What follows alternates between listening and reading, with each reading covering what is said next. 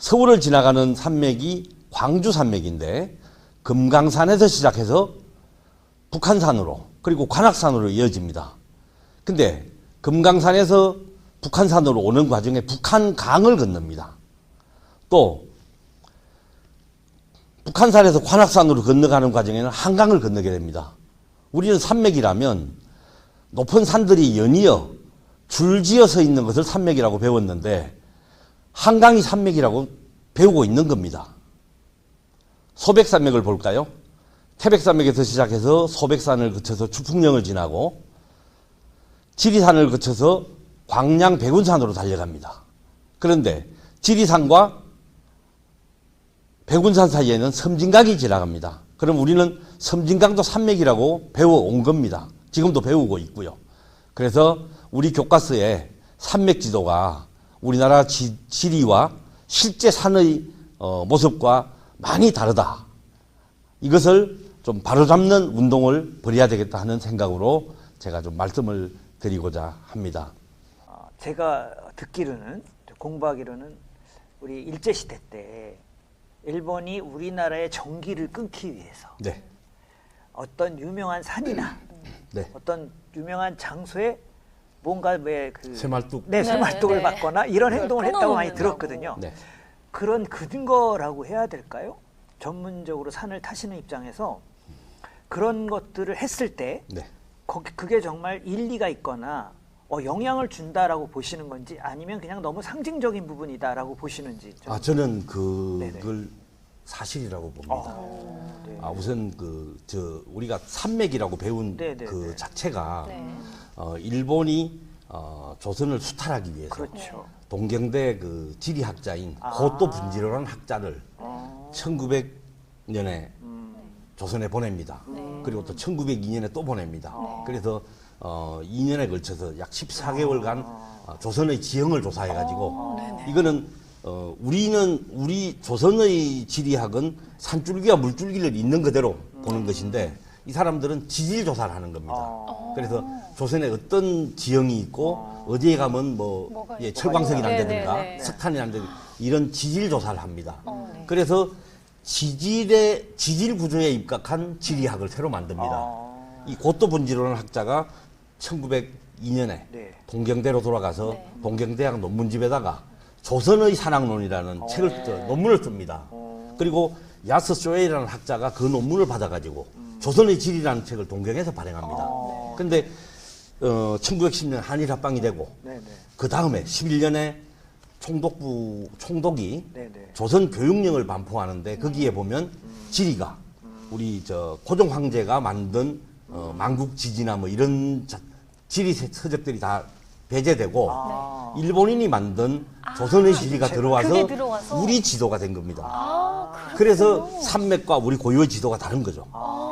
그래서 그럼 그런 중요한 장소를 그 파견된 분이 네. 어떻게 보면 급소 지역을 알아가지고 그 쇠말뚝을 네. 박았다는 네. 건가요? 그 네네. 산을 잘라가지고 호개를 만들면서 우선 그 길을 끊어 놓는다. 전기 이런 같은 것도 거. 있고, 전기를 끊는다는 것도 네네. 있고 또 실제로 쇠말뚝은 어. 전혀 우리 그 일반인 등산로나 이런 거 상관없이 일반인이 다니는 곳이 아닌 곳에 네. 쇠말뚝이 몇 메다 깊이로 바위에 박혀 있는 경우도 있고요. 그 많이 TV 방송에도 많이 그 네네, 뉴스에서 파내는 게 많이 나왔죠. 네. 그리고 또 일본인들이 또 자행한 게 또 이름 바꾸기입니다. 이름 바꾸기. 지명을 아예 바꿔버리는 거예요. 예를 들면 우리나라의 어떤 산이 네. 마리산입니다. 마리산. 마리산. 강화도의 만이산이라고 아시죠? 강화도는 압니다. 본래 머리입니다. 머리산.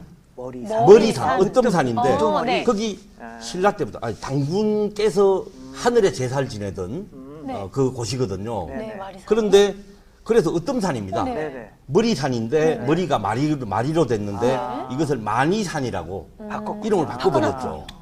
그 우리가 지금도 만이산에서 그 참성단이 있죠. 네네네. 신라 때도 고려 때도 임금이 네. 직접 와가지고 하늘에 제사를 올리던 곳인데 하늘이라면 이제 옥황상제인데 네. 우리 전국체전할 때 체화할 때 칠선녀가 나오죠. 맞아요. 거기서 칠선녀가 바로 옥황상제의 7딸입니다.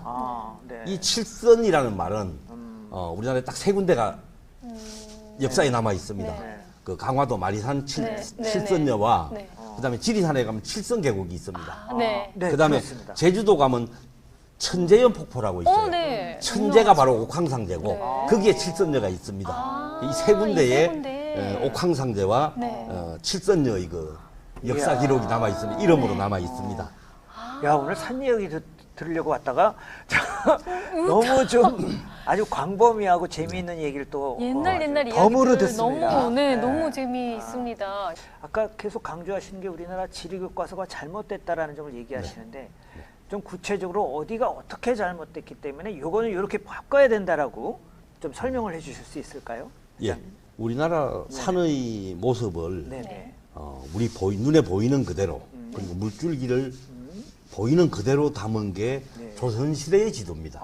네. 오히려 해방 이후의 지도보다 실제와 그, 같은. 예, 일제 때 산맥 개념으로 네. 서양 지리학을 도입해서 지질 구조에 입각한 지도를 만든 게 우리 지도를 현실과 다르게 현재의 지리와 다르게 만든 왜곡했다는 네. 뜻일까요? 예, 많이 왜곡됐습니다. 실제 우리의 모습을 아까 말씀드린 대로 산맥이 강을 건너가는 그런 건 있을 수가 없거든요. 그런 한강에 산이 없다 이런 말씀이시죠, 그러니까. 강 속엔 산이 네. 없죠. 네. 그리고 마천령 산맥이 제일 위에 있는데 백두산에서부터 네. 보통 태백산맥이면 태백산이 중심이거든요. 예. 그런데 마천령 산맥에는 백두산이 중심이라 해야지 백두산맥이 돼야 되는데 왜 이름도 모르는 생소한 마천령이란 낮은 고개를 넣느냐.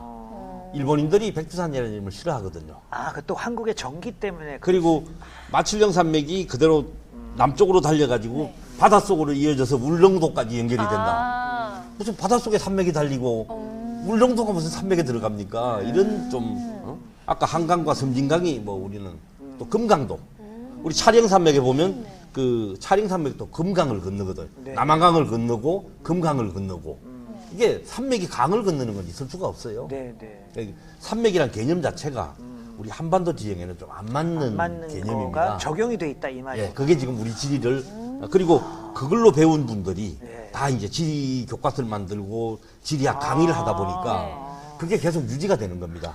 그래서 우리 교과서의 산맥 지도와 네. 국립지리원, 국토연구원이 만든 지도는 좀 많이 다릅니다. 그 두 개를 비교해 보면 명확하게 나옵니다. 아, 그렇군요. 예. 아니, 제대로 알아야 되겠네요. 네. 이런 문제가 있습니다. 그리고 이 산맥이 과연 우리나라 지도와 같이 우리나라 지도를 정확하게 표현하고 있느냐 이런 부분에서는 저는 많은 의문을 갖게 되었습니다. 지리에 대해서. 최상님은 뭐 그리고- 풍수지리부터 이런 그 우리 고유의 그 산경과 백두대간 이 개념이 네. 참 중요한 게요. 그 이거는 바로 역사와 문화의 그 경계선이 네. 산이거든요. 네. 우리가 배운 산맥 지도는 우리 조상들의 생활과 문화와 풍습과 아무 관계없는 인위적으로 만들어진 지도일 뿐입니다. 우리 고유의 문화를 담는 지리는 조선시대에 만들어진 산경표라는 것입니다.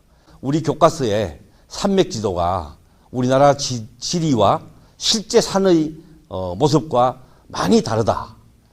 이것을 좀 바로잡는 운동을 벌여야 되겠다.